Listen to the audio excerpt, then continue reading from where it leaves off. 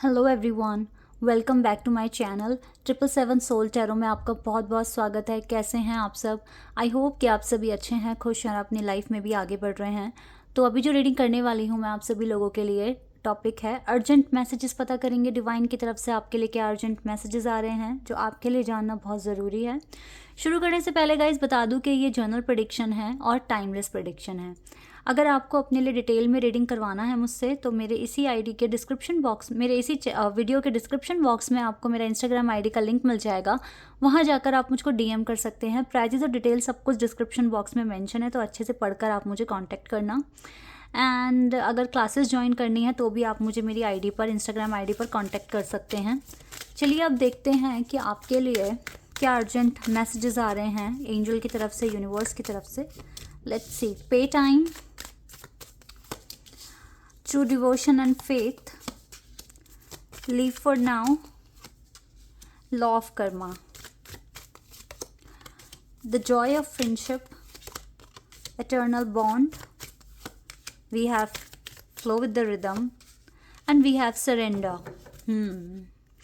Gita the absolute truth, यहाँ से card आया है, इनको देख लेते हैं।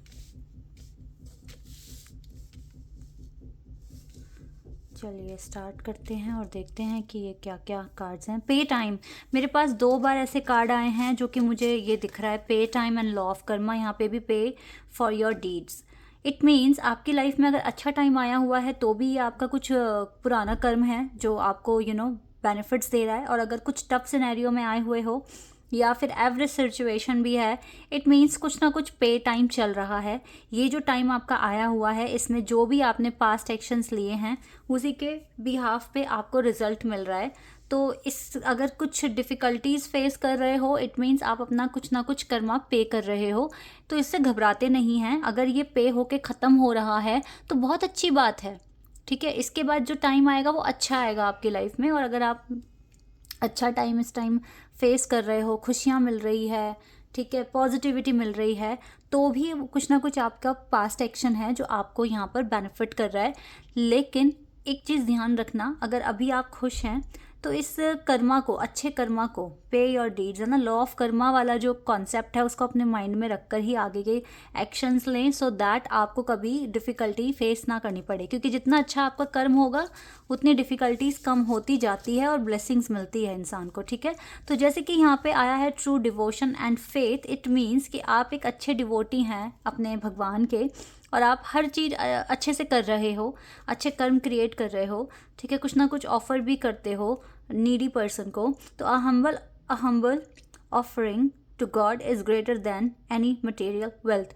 तो देखो भगवान क्या चाहते हैं आपसे, वो अपने लिए कुछ नहीं मांगते, क्योंकि जिन्होंने इस दुनिया को ही बनाया है, पूरे यूनिवर्स को बनाया है, हम उन्हें क्या दे सकते हैं? हम उन्हें कुछ भी नहीं दे पाएंगे।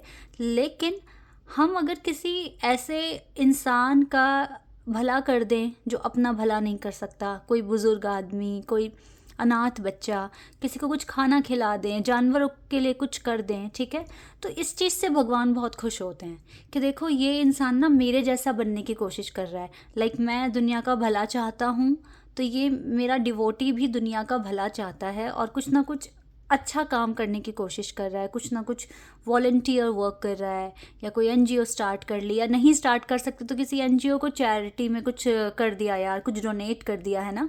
तो इस तरह की जो आप ऑफ़र करते हो ना लोगों को, उससे भगवान बहुत खुश होते हैं। और ट्रस्ट मी गाइज, आपके कार्मिक अकाउंट में इतने अच्छे कर्म ऐड होंगे ना कि वो आपको कभी ना कभी, कहीं ना कहीं आपके बुरे टाइम में भी आपको सपोर्ट कर सकते हैं और हो सकता है बुरा टाइम आने ही ना दें, ठीक है, ऐसा। तो लीव फॉर नाउ, तो अभी की जितनी भी टेंशन है उसको बिल्कुल आप आगे बिल्कुल छोड़ दें, रिलीज़ कर दें, ठीक है। Sometime it's bad to earn a bad name and live for a higher goal. तो देखो हम जब अच्छी राह पर चलते हैं ना, अच्छे काम करना शुरू करते हैं, तो बिल्कुल ऑब्वियस है कि बहुत सारे लोग हमें क्रिटिसाइज़ करते हैं, ठीक है, हमें बोलते हैं अरे ये तो पागल है, कितना कर रहा है, या हमेशा बस भगवान का नाम। और ये लोग बहुत क्रिटिसाइज़ करने आ सकते हैं आपको, हो सकता है वो बोलें कि आप क्यों इतना टाइम वेस्ट करते हो, अपना काम करो, ऐसे करो वैसे करो, ठीक है। तो आपको उनको कुछ भी एक्सप्लेन करने की ज़रूरत नहीं है। और हो सकता है आपके अच्छे काम में भी कुछ ना कुछ प्रॉब्लम्स क्रिएट कर दें ये लोग। तो आपको या कुछ आपको बुरा भला बोल दे, ऐसा भी हो सकता है। सो ऐसे लोगों को इग्नोर करके, ठीक है हम आपके लिए बुरे हैं, हम बुरे, ठीक है, हमें हमारे माइंड से चलने दो, और आपको उन्हें कुछ एक्सप्लेन करने की भी ज़रूरत नहीं है, ठीक है। तो it's better to earn a bad name and live for your a higher goal. आप अपने फॉर अ हायर गोल, अपने गोल को अपने माइंड में रख के, अपने अच्छे कर्म हमें क्रिएट करना है, इसको माइंड में रख कर आपको आगे बढ़ना है, और ज़्यादा स्ट्रेस लेने की ज़रूरत नहीं है, ठीक है। ये आपने करना है, बिकॉज जो आप कर्म क्रिएट करोगे वही आगे आपको फ़ायदा देंगे। अच्छे कर्म अच्छा ही करते हैं।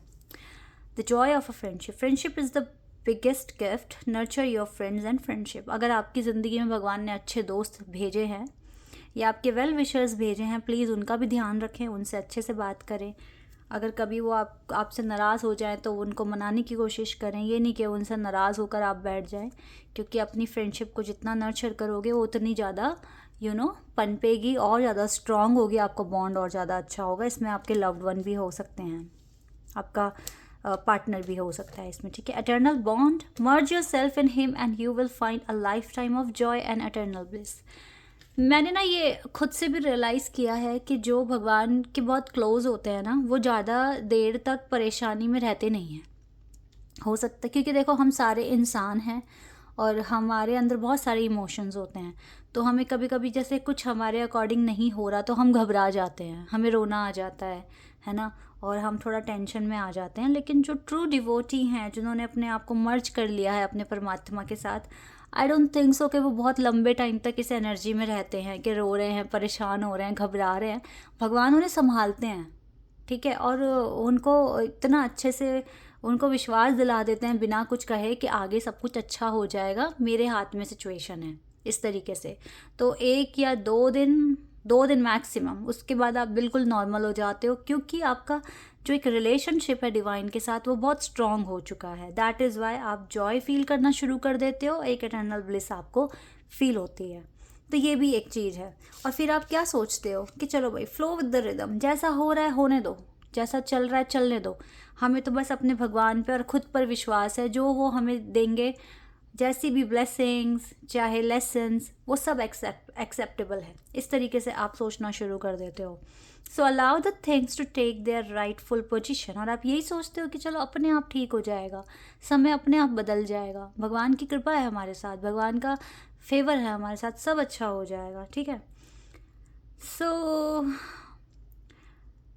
दैट यहाँ पे लिखा है allow the things to take their rightful position on their own so that they can together produce the same effect.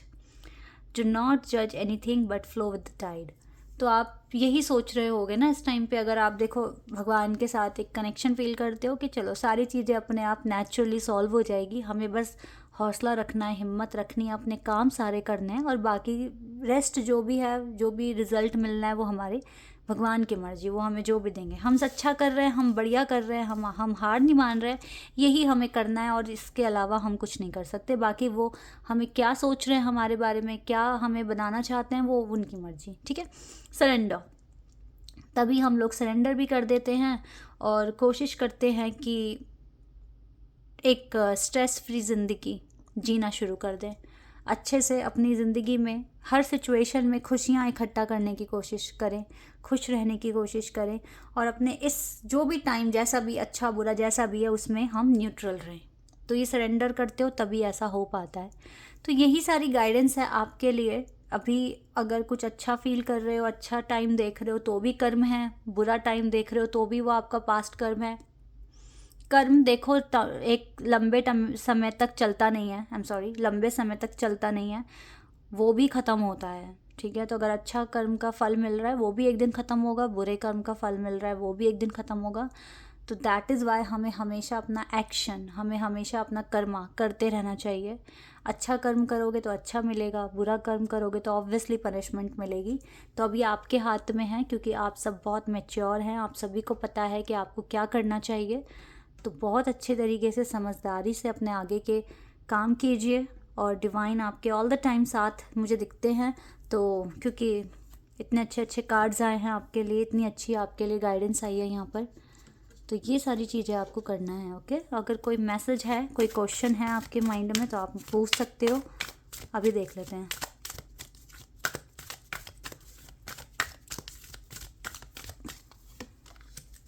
Answer is compromise. जो भी आपने पूछा है उसके लिए डिवाइन कह रहे हैं थोड़ा कॉम्प्रोमाइज़ करके चलना पड़ सकता है।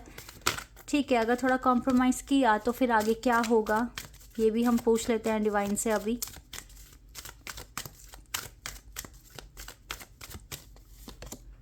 इन द नियर फ्यूचर, अभी भी डिवाइन ने हमें आंसर नहीं दिया है। मैं एक और कार्ड निकालूंगी आपके लिए। कॉम्प्रोमाइज़ करना है नियर फ्यूचर में, तो कॉम्प्रोमाइज़ करने के बाद क्या होगा? प्लीज़ डिवाइन आंसर बताइए।